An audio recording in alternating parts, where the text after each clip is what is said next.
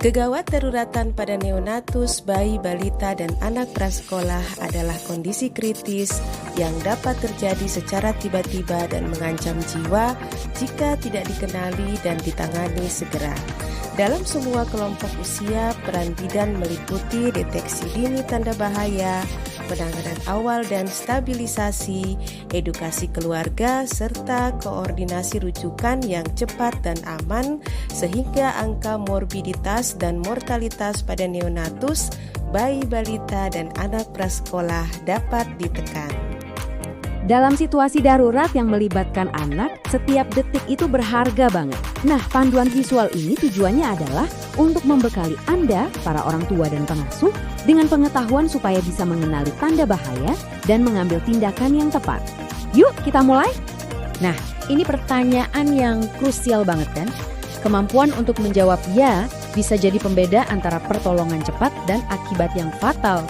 Pembahasan kita kali ini dirancang untuk memastikan Anda bisa mengidentifikasi kapan sebuah situasi itu benar-benar darurat.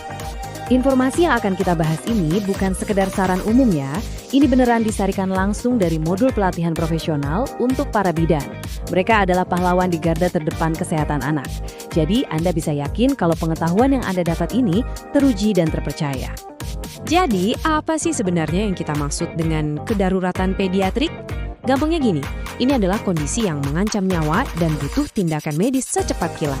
Bukan demam atau pilek biasa ya, tapi situasi di mana penundaan sedikit saja bisa berakibat fatal. Oke, ini dia yang bakal kita bahas dalam beberapa menit ke depan. Kita mulai dari gambaran besarnya, lalu kita dalemin bahaya spesifik di setiap tahap usia, dan kita tutup dengan peran penting para tenaga kesehatan. Nah, kunci pertamanya adalah memahami kalau jenis kedaruratan itu bisa berubah seiring pertumbuhan anak. Ini penting supaya kita bisa selalu waspada terhadap bahaya apa yang paling relevan di setiap usia mereka. Coba deh perhatikan gimana prioritas ancamannya berubah. Untuk bayi yang baru lahir, masalah-masalah dasar kayak pernapasan dan suhu tubuh itu jadi yang utama. Begitu mereka tumbuh dan lebih aktif, ancaman lain seperti pneumonia, dehidrasi, bahkan trauma jadi lebih umum terjadi. Oke, sekarang kita masuk ke periode yang paling rentan, 28 hari pertama kehidupan. Di masa ini, sistem tubuh bayi itu masih beradaptasi, jadi mereka sangat sensitif terhadap masalah-masalah serius. Ancaman terbesar pertama adalah asfiksia atau gagal napas. Ini adalah kondisi kritis di mana bayi tidak mendapatkan oksigen yang cukup, dan ini bisa terjadi bahkan sebelum mereka menghirup udara untuk pertama kalinya. Jadi, apa yang harus kita perhatikan? Nah, lihat tanda-tanda ini. Tangisan pertama bayi itu bukan cuma suara yang indah loh, itu adalah tanda vital bahwa paru-parunya bekerja. Kalau bayi nggak menangis, napasnya lemah atau kulitnya membiru, itu sinyal darurat. Selanjutnya adalah sepsis. Coba bayangkan sebuah infeksi yang nggak cuma di satu tempat, tapi menyebar ke seluruh tubuh dengan cepat kayak api. Nah, itulah sepsis pada bayi baru lahir, dan ini sangat berbahaya karena sistem kekebalan tubuh mereka kan belum matang. Tanda-tanda sepsis itu bisa sangat halus, dan yang menarik, nggak selalu demam tinggi. Justru suhu tubuh yang sangat rendah bisa menjadi tanda bahaya. Jadi kalau bayi Anda tiba-tiba lesu, menolak menyusu, dan napasnya cepat, jangan pernah diabaikan ya.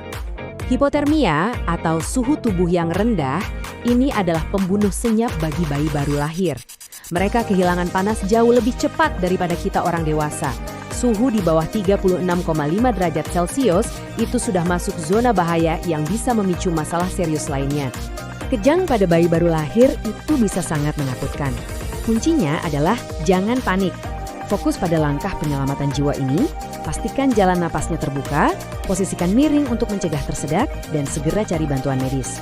Ingat, tujuan Anda bukan menghentikan kejangnya, tapi menjaga bayi tetap aman selama kejang itu terjadi.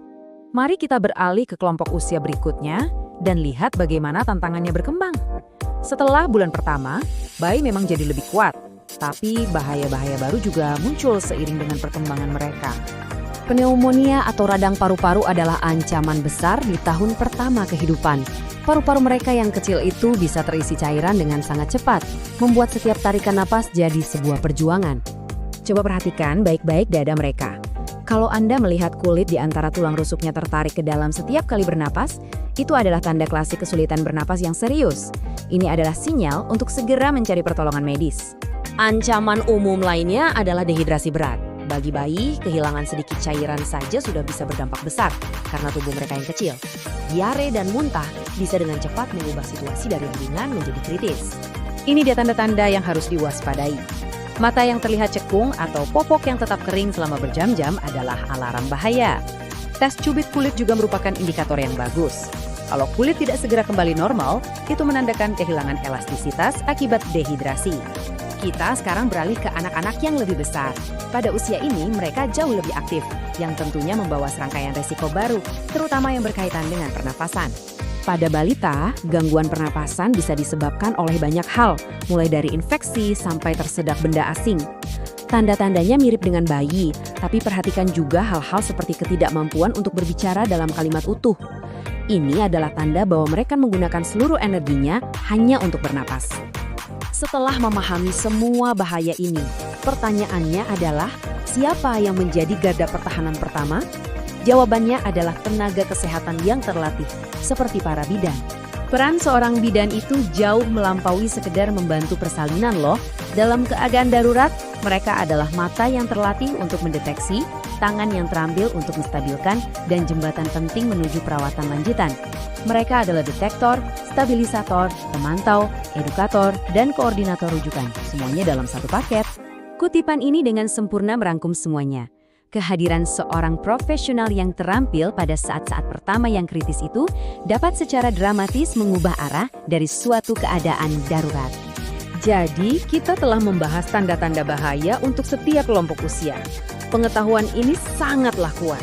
Tapi, ini hanyalah langkah pertama. Langkah selanjutnya adalah mempersiapkan diri, mengetahui nomor darurat, memiliki rencana, dan percaya pada insting Anda. Jadi, apakah Anda siap?